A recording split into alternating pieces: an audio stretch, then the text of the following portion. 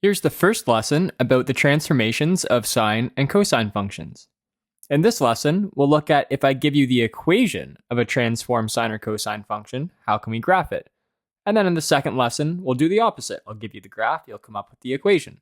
Before we start this lesson, let me remind you about what the parameters a, k, d, and c do to transform both a sine and a cosine function. Before I read you all the rules that are in this table, it'll be helpful if I go to Desmos and give you a visualization of how these parameters can transform a sine and cos function. In Desmos, I have it graphing a sine function, and I've also put sliders in for the parameters a, k, d, and c. As I manipulate a, remember that does a vertical stretch if a is bigger than 1, or a vertical compression if a is between -1 and 1. And if I make the a value negative, that does a vertical reflection of the function. So let me set a back to 1, and let me help you visualize how this affects the amplitude of a sine function. Remember that amplitude is half the vertical distance between the max and the min. So I have that blue vertical line showing you the amplitude of this function. It goes from the midline to the max. And as I manipulate a, notice that the amplitude is changing. When a is 2, notice that the amplitude is now 2. And when a is 3, the amplitude is now 3. But also notice if I make a -3, if I vertically reflect it, notice the amplitude, the distance from the midline to the max, is still 3. So the amplitude is equal to the absolute value of a. I'll put a back to 1, and then let's look at what a k value does to transform a function. Remember, k does a horizontal stretch or compression by a factor of its reciprocal, so by a factor of 1 over the absolute value of k. To help you visualize the horizontal stretches and compressions, I'm actually going to have this highlight one cycle of our sine function in green. Notice the period of the function is 360, but if I make k 2, notice that horizontally compresses it by a factor of 1 over 2, so the period of the function is now just 180 degrees. And if I were to make k a half, that would horizontally stretch it by a factor of 2. So notice the period of the function is now actually 720 degrees. And if you made k negative, it would horizontally reflect it. But let me put k back to 1, and then let's look at the d and c values. If I make d positive, it shifts the function right, and if I make d negative, it shifts the function to the left. And then to visualize what the c value does, let me draw in the midline of the function in purple, and notice that if I change the c value, if I make c bigger than 0, it's going to shift the function up, so the midline of the function moves up. And if I make c negative, it moves the function down. And then in this table, we have a summary of everything I just showed you. A does a vertical stretch or compression by a factor of the absolute value of a. And if we make a less than 0, it's also going to do a vertical reflection. And another important thing to know that the absolute value of a is equal to the amplitude of the function. For k, there's a horizontal stretch or compression by a factor of 1 over the absolute value of k. And if k is negative, it does a horizontal reflection. And if we want to calculate the period of a sine or cosine function, you take 360, which is the period of a normal untransformed sine and cos function, and divide it by the absolute value of k, and that gives you the period of your transformed function. And then if d is positive, shifts it to the right, and if d is negative, shifts it to the left. But keep in mind, if d is positive, in the equation, you're going to see x minus d.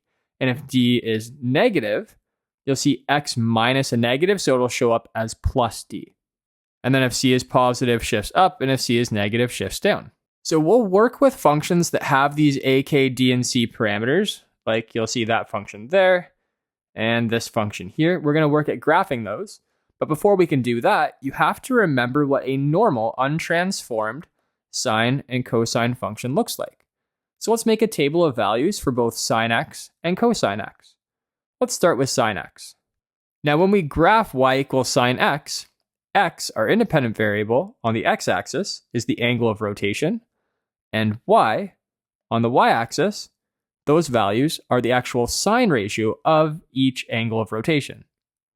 Now we know the period of sine is 360, so I'll pick x values that are going to give us points that make up one full cycle. So I'll start at 0, and I'll finish at 360, and I'll just go up by increments of 90 degrees. And now to get the y values, I need to find the sine ratio of each of those angles. And there's a couple ways you can do that. You can use your calculator as long as it's in degree mode. You could type sine of 0 and your calculator will tell you that's equal to 0. You can type sine of 90, it'll tell you that's equal to 1. But what would be better is if you could visualize the unit circle and be able to come up with those sine ratios yourself. Let me just take a minute and remind you about that unit circle very quickly. Remember, the unit circle is a circle with a radius of 1 that's centered at the origin. And because I know it has a radius of 1, I could label a bunch of points on this unit circle. And then a terminal arm that rotates some angle theta, wherever it intersects the unit circle, is going to be some xy point. And based on this right triangle that I've created here, which would have side lengths of x, y, and 1, because we know the radius of this circle is 1, I could use SOHCAHTOA to determine that cosine of angle theta would equal x over 1, and sine of theta would be equal to y over 1, which is equal to y. So I could replace these x and y coordinates with cos theta and sine theta. So if we want the sine or cosine ratios for an angle theta, if we know where that terminal arm intersects the unit circle, we can just look at the x and y coordinates and know both the cosine ratio and the sine ratio. In the first example that we're doing, we're graphing the sine function. And remember, the sine ratio is equal to the y coordinate of where the terminal arm intersects the unit circle. So if we rotate 0 or 360 degrees, the y coordinate where we intersect the unit circle is equal to 0. And if we rotate 90, it's equal to 1. 180, it's equal to 0. And if we rotate 270, it's equal to negative 1. So those are the respective sine ratios for each of those angles of rotation. So if I go back up to my table, I can fill those out. Sine of 0 was 0, sine of 90 was 1, sine of 180 is 0, and then negative 1, and then 0. And if I plot all of those points, I get one cycle of the graph of sine x. And then if I want the graph of cosine, I'll choose the same values for x, but to get the cosine ratio, if we look back at this unit circle I drew, notice that the cosine ratio is equal to the x coordinate of where you intersect the unit circle. So we would be looking at the x coordinates, which I'm circling in purple. And those x coordinates correspond to each of the cosine ratios for the corresponding angles of rotation. So if I fill those out, I can see that cos of 0 is equal to 1, cos of 90 is 0, 180 is negative 1, then 0, then 1. And once again, you could get these values from your calculator just by doing cosine of each of those values. And if I plot all of these points, I'll get the graph of one cycle of my cos x function. And now what we're going to do for the rest of the lesson is transform those functions. So we'll start with this first one. Y equals 2 times sine x plus 1. That function has two parameters that are transforming it. It has an a value and a c value. I know they're a and c because they're in front of the sine function and then after the sine function. There is nothing in the argument with x. So I'll start by writing what transformations those parameters do. An a value of 2 will do a vertical stretch by a factor of 2. So to do any vertical transformation, that's going to be affecting the y coordinates. So to perform that transformation, I would have to multiply all the y coordinates by 2. And then my c value is 1. That's going to shift the function up 1. That's another vertical transformation. So I'm going to have to add 1 to all the y values to do that transformation. And now let's do those transformations to the parent function. And notice the parent function here is sine x. So let me quickly rewrite the table for sine x. X values, we'll always choose 0, 90, 180, 270, and 360. And we're choosing those because those will give us points that make up one full cycle of the function. And then the y values, either use your unit circle and look at the y coordinates, or just use your calculator, and you'll figure out that sine of 0 is 0, and then 1, 0, negative 1, 0. But what we want to do is perform these transformations to these points. So for our transformed function, I'll do that table on the right. I'll rewrite the transformed equation. There are no horizontal transformations, so I can leave the x values exactly as they are. But the vertical transformations, there are two of them. I have to vertically stretch by a factor of 2, so double the y's, and then I have to shift them up 1, so add 1. So I need to double the y's and add 1 to them. I'll do this calculation to each of these y values. I have to double them and add 1. So this first y value, when I use this little equation I made, 2 times 0 is 0 plus 1 is 1. Second y value, sub it into this little equation, 2 times 1 is 2 plus 1 is 3. And then I'll do the same for the remaining y values, double them and add 1. And I get 1, negative 1, and 1. Now one way you can check and make sure you have these points right, if you were to take any of these x values and sub them into this transformed equation for x, it should make it equal to each of these y values. And what we want to do now is graph just this transformed function. So when I plot these points, it's going to give me one cycle of the transformed function. And then I should make use of this whole graph, so I should continue the pattern, right? I know sine is a periodic function, so this pattern of y values just repeats over and over and over again. So going from right to left, I know that after the function gets to the max, it's going to go back down to the minimum point, and then it's going to come back up to the max again. So if I continue the pattern, I know it's going to go down to negative 1, then back to 1, and then if I had room to plot another point, it would be back up to 3. I'll put it there anyway.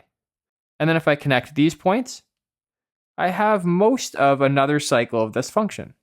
I'll highlight the cycle that our table of values gave us. And the rest of the points were just from us continuing the pattern. And now let's move on and state some properties of this function. If I want the amplitude of this function, there are a few ways we can do it, but since we have the transformed equation, I know the amplitude is just equal to the absolute value of a. So the amplitude of this function is 2. And if we were to visualize that on the graph, if I were to draw in the midline of this function at my c value of 1, I can see that the vertical distance between that midline and the max, or from the midline to the min, that distance, which is the amplitude, is 1, 2 units. And then if we want the period of this function, that's just the horizontal length of one cycle. So I could see that from the graph. I've highlighted in yellow one cycle of this function. So the cycle starts at an x value of 0 and finishes at an x value of 360. So that horizontal length is the period, which is 360 degrees. But we can also calculate the period based on the equation by doing 360 divided by the absolute value of k. And since I don't see a number in front of the x in the argument, I know there's a 1 there. So to calculate the period, I can just do 360 divided by 1, which is 360. And since the period is 360 degrees, the number of cycles that it does between 0 and 360 is just one cycle. The absolute value of k actually gives you the answer for how many cycles it would be able to do between 0 and 360. Okay, let's do 2 more of these questions to make sure you get the hang of it. For this transformed cosine function, we have all 4 parameters transforming it. I have a, k, d, and c. Let's write what they all do. My a value is negative 1.5. Because that value is less than negative 1, I know it's going to do a vertical stretch by a factor of the absolute value of a, which means a vertical stretch by a factor of 1.5. And because the a value is negative, there's also going to be a vertical reflection. To do both of those transformations, I would have to multiply the y values by negative 1.5. Next, my k value is 3. That does a horizontal compression by a factor of 1 over 3. So algebraically, we would have to divide all the x values by 3. And then the d values, whatever we're subtracting from x, we're subtracting 30, which means the d value is 30, which means shift right 30. So we would have to add 30 to all the x values. And then the c value is 0.5, which means shift up 0.5. So we would have to add 0.5 to all the y values. Now we need to do all of those transformations to this cosine function. So let me make a table of values for our normal cosine function that hasn't been transformed yet. We choose x values between 0 and 360 at a 90-degree interval. And then to get the y values, we can look at the x coordinate on the unit circle, or we can ask our calculator, and we'll get the following y values: 1, 0, negative 1, 0, 1. And now we need to apply all 4 of these transformations to all of these points. So to the x's, we have to divide by 3 and add 30. And to the y's, we multiply by negative 1.5 and then add 0.5. And I'll also label at the top of this table what function we're creating. So let's start with all of these x values. Let's sub them into this equation that I made for x, which means I need to divide them all by 3 and then add 30. If I do that, I get the following x values. And now I have to take my y values and sub them into this little equation I made for y. So my first one, when I sub it in for y, negative 1.5 times 1 is negative 1.5, and then add the 0.5 to get negative 1. And then if I do those calculations to my remaining y values, multiply them all by negative 1.5, and then add 0.5, I get the following y values. And it might be helpful if I tell you a shortcut for how we can get these transformations. The transformations that happen to x are always x divided by k plus d, and the transformations that happen to the y values are always a times y plus c. So from the equation, if you can pick out your a, k, d, and c parameters, you can write the transformations that you have to do. And now let's plot all of those points so we can get one full cycle of our transformed function. So if I connect, this is one cycle of my transformed cos function, and I could actually fill this grid just by continuing the pattern. Notice, horizontally, I'm plotting a point every 30 degrees, which is half a unit on my scale. So every time I move half a unit to the right, I need to figure out where the next point goes. And I know this pattern is going to repeat over and over and over again. So after being at the minimum point, it's going to start going back up towards the maximum point. So when I move half a unit to the right, 30 degrees to the right, I'm then going to be at a y value of a half. And then another 30 degrees to the right, it's going to be at the max. And then it's going to start coming back down towards the min, and then back up towards the max, and so on. And then I'll continue in the other direction as well. Notice on the ends of the function I have arrows showing that the function does continue. And let me actually highlight the section that we got from our table of values. And now let's do the properties of this function. If I want the amplitude, remember I can just look at the absolute value of a. So if a is negative 1.5, the absolute value of that is just 1.5. So the amplitude is 1.5. And notice if I were to draw the midline of this function, the amplitude is the distance from that midline up to the max, which is 1.5 units. If I want the period of the function, well, that's just the horizontal length of one cycle. Well, notice the cycle starts at an x value of 30, and it finishes at an x value of 150. So this horizontal length here is the period, and I could calculate its length just by doing 150 minus 30, which is 120 degrees. The other way we could calculate it is just by doing 360 divided by the absolute value of k.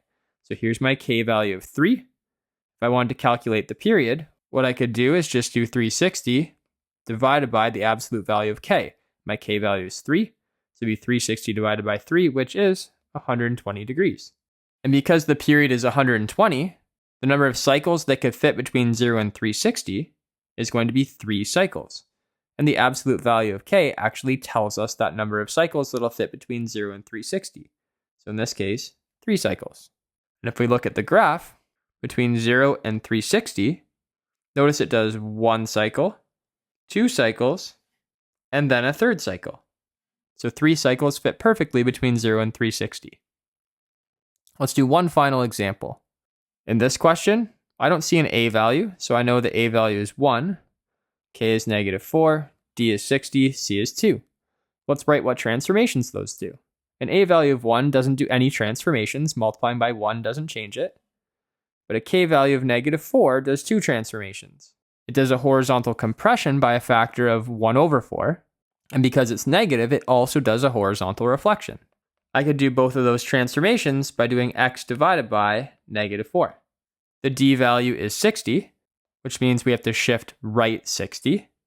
So I would have to add 60 to all the x values. And then c is 2, so I have to shift up 2 units. So you would have to add 2 to all the y values. Now those transformations are happening to a sine function. So I'll say my parent function is y equals sine x. And then I'll fill out my points for that parent function, which we did earlier in the lesson, so I'll just give them to you quickly. And then I need to apply all 3 of these transformations to these points.